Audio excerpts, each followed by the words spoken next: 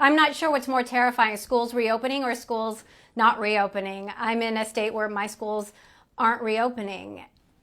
Should schools reopen right now? And if they don't, is that a year of lost learning for our children?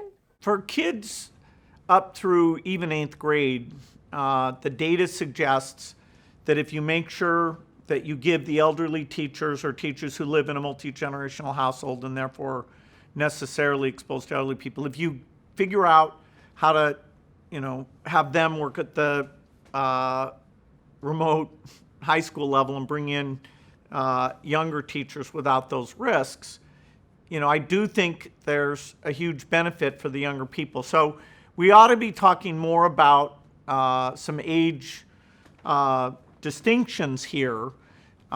In places with the heavy epidemic, which sadly in the U.S. is a lot of places, high school and college are not going to get organized enough, and the disease transmission rate is much higher as you get up, past, say, 14 or 15. So, it's everybody's scrambling because this is all being done so much at the last minute, where some people, thought the cases wouldn't be raging at this point and didn't really help us think it through.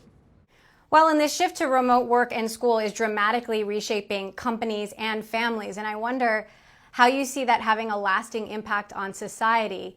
Well, there are great things like telemedicine that people are been open-minded to because they've kind of been forced into it. And there's ways to shape that for lower cost and higher quality.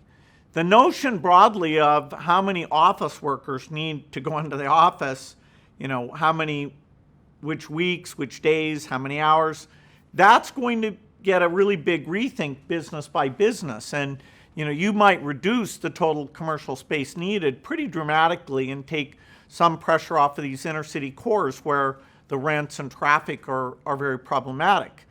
And so, we're not going to do as much business travel, I don't think, because people have been forced to learn Zoom and Teams, and the R&D on those things is going to make them way better, even just a year from now than they are right now. I've been following how Melinda has been talking about the impact this is having on women and families. She's been very outspoken about how you and her have navigated work-family life. And I'm curious how you're navigating this time. There's this feeling in the home of whose job is more important, mom's or dad's. How do you answer that question? Well, I'm very good at doing the dishes. I'm not as good at preparing the food. So hopefully some specialization kicks in there. Our kids are older, so we're really lucky. We've actually gotten more time with them than we would have under normal circumstances. And obviously, we have a lot of room in our house and a great internet connection. So, our case is atypically nice, and I've tried to make sure it's not loading her, but I think it's great she's speaking out, because if you're a single parent, if you're in a small space, this is a hugely difficult thing, and it's even hard to measure how tough it's been for those without what